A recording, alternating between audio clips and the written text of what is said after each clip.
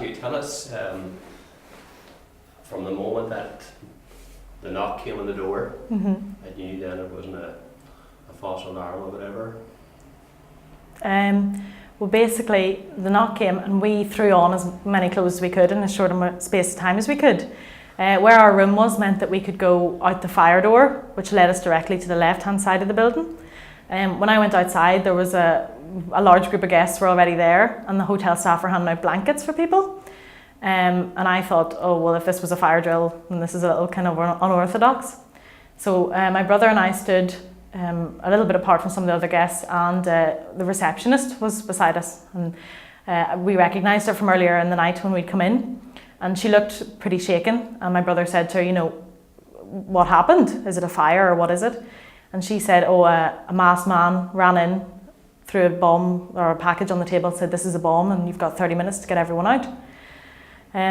So we obviously, I mean, she said that then she triggered the alarm and everybody came out. I think I, at this point, and a few other guests as well, assumed that it was a hoax, and because you know you see them on the news quite a lot, tip-offs and things like that. After a while, the police turned up and started to try and coordinate people and things like that, but there were still cars in the entrance, and it was kind of tricky to get the whole thing organised. Because of the layout of the Everglades, there's two entrances. There's a top entrance and the bottom one. There were still taxis and things coming through the bottom entrance and driving straight past the reception, which obviously was quite dangerous. But we were still standing to the left of the hotel when the half-hour mark kind of came, when the bomber had said that it was going to go off. At that point, the police started kind of instructing us to get behind a group of outbuildings that were to the side to try and get as much sort of brick between us and the possible explosion as possible. We were told our names and things were taken, and we were told that we were going to be transferred to the city hotel in the city. So there were a fleet of taxis turned up to do that. And as we were driving away, I was sort of listening to hear if there was any explosion or anything like that, but we couldn't hear anything, and I just assumed that nothing was going to happen. We were brought into the foyer of the city hotel, given a kind of cup of tea, and everybody was sort of given emergency rooms. We went upstairs, went straight to bed, and then the next thing in the morning turned on the news and realised that it had actually gone off. And then finally, Sacha, can you tell us why you were staying in the hotel?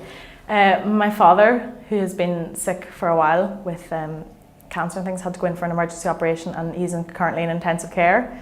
And my brother and I wanted to stay up because of the critical condition that he's in. We wanted to be near Alton-na-Gelvin, so we stayed in Derry, Londonderry.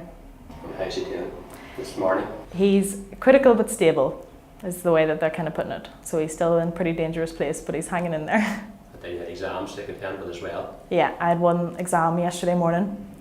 So the revision and things for that has been kind of hard to get time for, because obviously like family's the big priority and everything. But those were my A-levels, my final A-levels, to try and get into university. Impact on your exam, I'm sure?